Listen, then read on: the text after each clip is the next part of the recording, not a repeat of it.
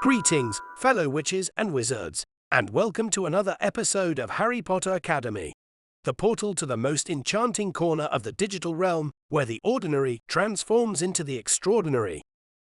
Hogwarts Year 4, 1994, Part 1, Trip to the Quidditch World Cup. At the Dursleys' residence on Privet Drive, Harry was roused from his sleep by a disturbing nightmare involving Muggle Frank Bryce. In the dream, Bryce overheard Voldemort discussing a reward for Pettigrew's role in the capture of Bertha Jorkins, a ministry worker whom Voldemort had killed after extracting information from her. Unfortunately, Frank was detected by Voldemort's snake, Nagini, and was subsequently killed by Voldemort, with the killing curse for spying on him. Upon waking, Harry's scar was painful, prompting him to contemplate contacting his friends or even Dumbledore, but he ultimately chose to write to Sirius. He informed Sirius only about his scar pain and awaited Hedwig's return to send the letter. The following day, Harry received a letter from Mrs. Weasley, sent to the Dursleys, inviting him to attend the Quidditch World Cup final between Ireland and Bulgaria with her family and Hermione. Vernon Dursley initially refused, but the mention of Sirius Black changed his mind. Harry quickly responded to Ron with his acceptance. On Sunday, the Weasleys' attempt to reach the Dursleys via Floo powder failed due to the Dursleys' electric fireplace, leading to Mr. Weasley accidentally demolishing part of the living room. During the chaos, one of the twins left a Tung toffee, which Dudley unwittingly ate, escalating the tension and causing Vernon to attack Mr. Weasley with china figurines. On August the 25th, 1994, Harry joined the Weasley family, Hermione and others, including Cedric Diggory and his father Amos, at Stoatshead Hill for the World Cup. At the campground, they encountered Ludo Bagman, Barty Crouch Jr, and his house elf Winky, and various Hogwarts students like Seamus Finnegan, Dean Thomas, Oliver Wood, and Draco Malfoy. Thanks to a favour Mr. Weasley had done for Ludo Bagman, they enjoyed prime seats in the top box, allowing them a close view of the match between the Irish and Bulgarian teams. This event also opened Harry's eyes to the existence of international wizarding schools, a concept previously unfamiliar to him. Part 2. Return of the Dark Mark. The evening following the Quidditch match, while celebrations by fans of the Irish team were ongoing, a sinister group in black cloaks and hoods created chaos. They used the Levicorpus spell to hoist the Muggle campsite manager and his family into the air, making them resemble distorted puppets. They also wreaked havoc by looting and vandalizing the area. Under Mr. Weasley's direction, Harry, along with Ron, Hermione, Fred, George, and Ginny, escaped to the nearby woods. Amid the turmoil, the group got separated, leaving the trio on their own. During this confusion, Harry realized he had lost his wand, suspecting it had slipped from his pocket. In the forest, they encountered Draco Malfoy, who implied his father was one of the masked wizards and made a veiled threat about Hermione's safety due to her Muggle-born status. Later, it was revealed that Barty Crouch Jr. had pilfered Harry's wand. In a forest clearing, the trio heard the spell Mors Mordra uttered, conjuring the dark mark in the sky, a green skull with a serpent emerging from its mouth. Harry didn't immediately grasp its sinister meaning, but soon understood the mark's dark connotations. Shortly after, Barty Crouch Sr., Amos Diggory, and other ministry officials appeared and interrogated them about the mark. After Harry disclosed that he had heard someone else cast the spell, the officials searched the vicinity and discovered Winky, Barty Crouch Sr.'s house elf, unconscious with Harry's wand in her grasp. Consequently, Mr. Crouch dismissed Winky for tarnishing his family's reputation. Part 3. Madi Moody. During the welcoming feast at Hogwarts, Professor Dumbledore announced the return of the Triwizard Tournament, an inter-school competition, with participation from Beauxbatons Academy of Magic and the Durmstrang Institute. For safety, it was declared that only students aged 17 and above could enter the competition. Additionally, at this feast, Dumbledore introduced the new defense against the dark arts teacher, the ex-aura known as Madi Moody. The announcement received mixed reactions, as Moody was recognized for being both an exceptional aura and somewhat eccentric, with his distinctive magical eye earning him the moniker Mad-Eye Moody. In his first lesson with the fourth-year Gryffindors on a Thursday, Moody informed them he would only be teaching for 1 year. He chose to demonstrate the unforgivable curses, invoking a variety of emotions among the students, particularly Neville, who was visibly distressed and received comfort from his friends and Moody. To lift Neville's spirits, Moody later gave him a herbology book. Moody used spiders to show the 3 curses: the Imperious Curse, which controls actions, the Cruciatus Curse, which inflicts pain, and the Killing Curse, which causes instant death. He emphasized that using any of these spells could result in imprisonment in Azkaban. Part 4. The Goblet of Fire. Close to Halloween, Hogwarts welcomed students from Beauxbatons Academy of Magic and Durmstrang Institute. Victor Crumb's arrival from Durmstrang excited many, particularly the girls. Victor Crumb, Fleur Delacour, and Cedric Diggory were selected as champions for their schools in the Triwizard Tournament. Unexpectedly, Harry Potter was also chosen as a 4th competitor, surprising everyone since he was underage and had not entered his name. Many, including Ron and other Gryffindors, doubted Harry's insistence that he hadn't entered himself, suspecting him of seeking further fame. This suspicion led to a significant rift between Harry and Ron, with Ron spending more time with Dean Thomas and Seamus Finnegan. Conversely, Hermione believed Harry immediately, attributing Ron's behavior to jealousy. She supported Harry by teaching him spells like the summoning charm, which he later used in the first task of the tournament. The champions were set to face 3 perilous tasks aligned with the 4 classical elements. Days after his name emerged from the goblet, Harry participated in a wand-weighing ceremony, where Mr. Ollivander confirmed his wand was in excellent condition. Following a lengthy photo shoot with the other champions and judges, Harry returned to Gryffindor Tower, where Ron informed him of a pending owl message and their upcoming detention. The message was from Sirius, arranging a meeting for November 22nd at 1 a.m. in the Gryffindor Common Room. During his stay at the tower, reporter Rita Skeeter bombarded him with misleading questions and subsequently published a sensational article in the Daily Prophet titled Harry Potter's Secret Heartache, falsely portraying Hermione as Harry's girlfriend who was toying with his affections while pursuing Victor Crumb.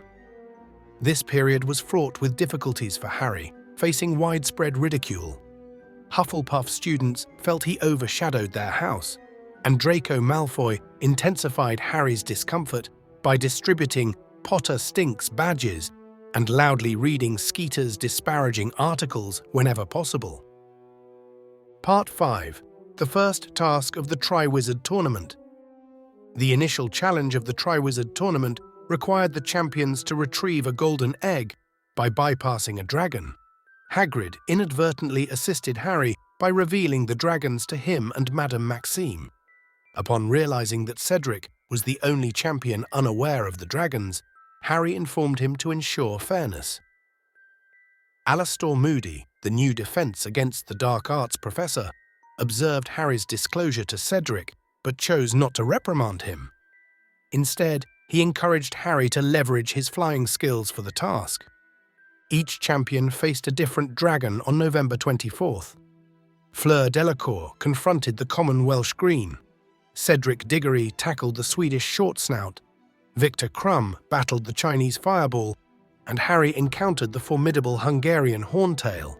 Considered the most dangerous of the 4, Harry summoned his Firebolt broomstick using a summoning charm and maneuvered past the Horntail to secure the golden egg. He sustained only a minor cut from the dragon's spike. Harry's swift retrieval of the egg garnered praise from Professor McGonagall, and he tied for first place with Victor Crumb. The peril of the task convinced Ron that Harry had not entered himself in the tournament. Realizing the potential danger to Harry, Ron reconciled with him after months of estrangement. Grateful for the reunion, Harry quickly forgave Ron. Part 6. The Yule Ball. In the interval between the first and second tasks of the Triwizard Tournament, the traditional Yule Ball was held on Christmas. Ron was upset to find out that Victor Krum had invited Hermione to the ball, accusing her of consorting with the enemy, though the two pretended the dispute never happened the next day. Harry, having hoped to invite his long-time crush, Cho Chang, was disappointed to learn she had already agreed to go with Cedric Diggory. Consequently, Harry and Ron attended the ball with Parvati and Padma Patil. During the ball, both Harry and Ron largely ignored their dates. Harry was preoccupied with watching Cho and Cedric, while Ron was jealous of Victor Krum, who was dancing with Hermione. Following the ball, Rita Skeeter published an article that exposed Hagrid as a half-giant, based on a conversation she overheard between Hagrid and Madame Maxime. Ashamed, Hagrid ceased teaching and avoided the Great Hall.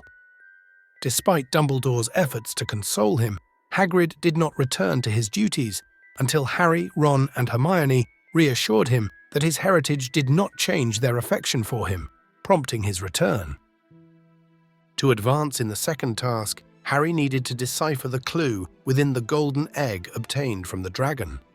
Opening the egg only produced a piercing scream, until Cedric hinted that Harry should listen to the egg underwater. Following Cedric's advice, Harry used the prefect's bathroom, where he had an awkward encounter with Moaning Myrtle. After his bath, on his way back, Harry met Professors Snape and Moody, the latter of whom discussed Barty Crouch Sr.'s fixation on capturing dark wizards with Harry. Part 7. The second task of the Triwizard Tournament. The challenge for the second task involved diving into the Black Lake to retrieve the thing they would miss most, guarded by merpeople. Harry, unsure how to breathe underwater for an hour, received help from Dobby, who provided him with gillyweed. On February 24th, Harry successfully reached Ron, but was surprised to also find Hermione, Cho, and Gabrielle Delacour, Fleur's younger sister, as captives. After the other competitors rescued their hostages, Harry stayed behind to save Gabrielle in addition to Ron. Although he exceeded the allotted time, the judges awarded him extra points for his exceptional moral integrity. This act placed Harry and Cedric in a tie for first place, followed by Victor in second and Fleur in last. After his unexpected entry into the tournament, Sirius, staying hidden in a cave near Hogsmeade, often received visits from Harry, Ron, and Hermione. He offered Harry guidance, notably cautioning him about Igor Karkaroff, the Durmstrang headmaster and former Death Eater who had traded names for his freedom. Harry also mentioned seeing Bartemius Crouch on the Marauders' map to Sirius, who found it suspicious but advised Harry to concentrate on the upcoming tasks. A month before the final task, the champions saw the Quidditch pitch being transformed into a hedge maze, which alarmed Harry and Cedric. However, Ludo Bagman reassured them it would be restored post-tournament. The final task was described as navigating a maze filled with obstacles to reach the Triwizard Cup. During a walk back to the castle, Krum pulled Harry aside to inquire about his relationship with Hermione. Due to his interest in her and misleading reports from Rita Skeeter, suggesting a love triangle involving them, Harry clarified that he and Hermione were just friends and advised Krum to disregard Skeeter's writings. This rumor had resulted in Hermione receiving a significant amount of hate mail. During this conversation, a disoriented Barty Crouch Sr. appeared in the forest, desperately seeking Dumbledore. However, he vanished when Harry left to fetch him. Part 8. The Dream and the Pensive. During a divination class, Harry had a vision in which he saw Voldemort receiving news of a death and subsequently torturing Wormtail for his failure to stop someone from escaping. After waking up with intense pain in his scar, Harry feigned a need to visit the hospital wing, but instead sought out Dumbledore. Upon reaching Dumbledore's office, Harry inadvertently overheard an argument between Dumbledore, Moody, and Cornelius Fudge about Barty Crouch. Fudge was skeptical of Crouch's claims regarding Bertha Jorkin's death and suggested Madame Maxime might be involved due to her half-giant background. Dumbledore criticized Fudge for letting his prejudices influence his judgment, a point Fudge dismissed, citing Dumbledore's friendship with Hagrid. Moody intervened to notify them of Harry's presence. After Dumbledore, Fudge, and Moody exited to inspect the school grounds, Harry, left alone, discovered Dumbledore's pensive. Driven by curiosity, he looked into it and witnessed 3 memories from the aftermath of the First Wizarding War. The first memory was Igor Karkaroff's trial, where he disavowed his allegiance to the Death Eaters and named others, including Snape. In the memory, Dumbledore affirmed Snape's defection and current role as a spy against Voldemort. The second memory involved Ludo Bagman's trial, where he faced accusations of passing information to Voldemort. However, Bagman's popularity led to his quick acquittal. The third memory depicted the trial of the Lestranges, Bellatrix, Rodolphus, and Rabastan, and Barty Crouch Jr., who were convicted for using the Cruciatus Curse on Alice and Frank Longbottom, leading to their life sentences in Azkaban. Part 9. The third task of the Triwizard Tournament.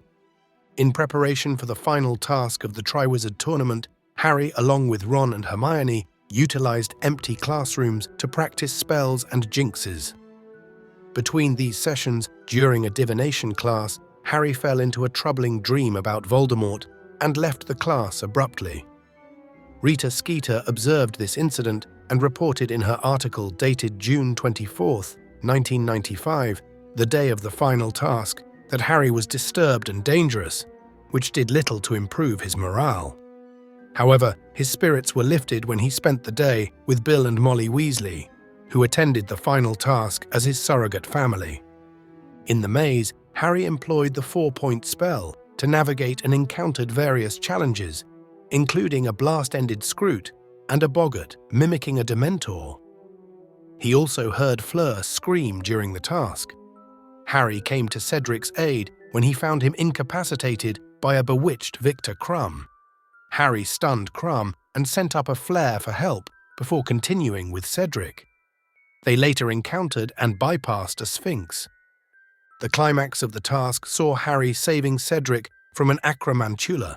In gratitude, Cedric suggested they both grab the Triwizard Cup together, ensuring a joint victory for Hogwarts, which would symbolize their mutual respect and collaboration.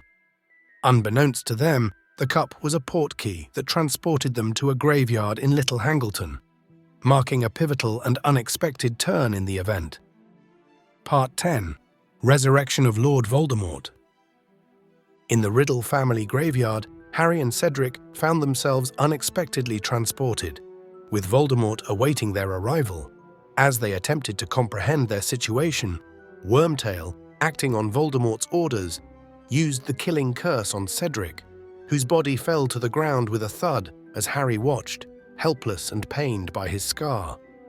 Harry was then bound to a tombstone inscribed with the name Tom Riddle and forced to witness a dark ritual. Pettigrew conducted the ritual, using Harry's blood to regenerate Voldemort's physical form. Subsequently, the Death Eaters were summoned to the site. Upon their arrival, Voldemort chastised the Death Eaters for their failure to find him during the past 13 years, despite knowing he could conquer death. He then rewarded Wormtail for his loyalty with a newly conjured silver hand. Voldemort disclosed that a servant at Hogwarts had manipulated events so that Harry would win the Triwizard Tournament and end up in the graveyard.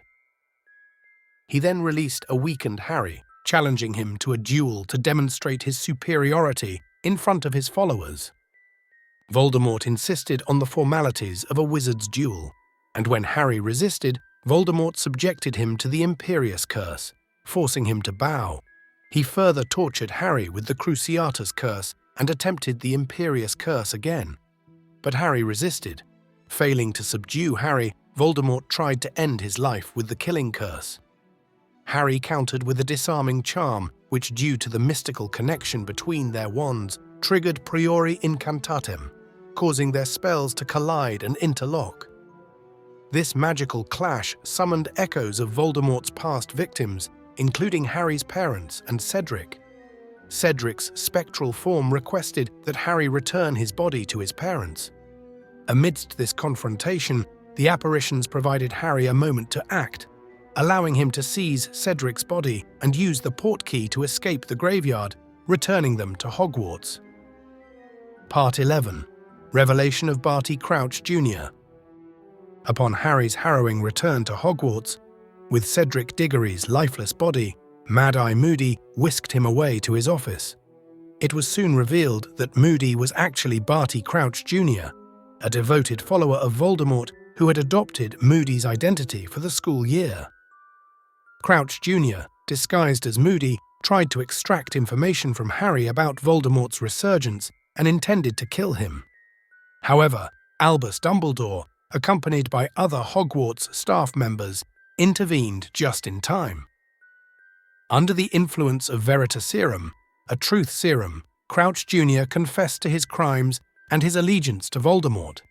In a distressing development, Crouch Jr.'s soul was irretrievably removed by a Dementor's kiss, sent by Cornelius Fudge, who feared for his own safety.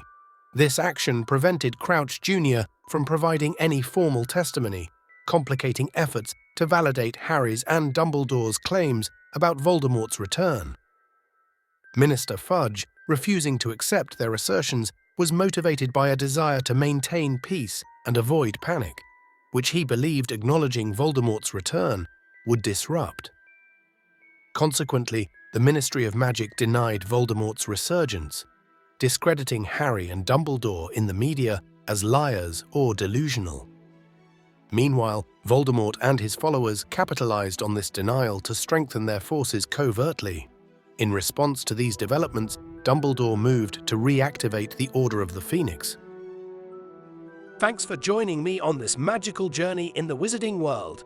But hold on to your broomsticks, because the magic is far from over.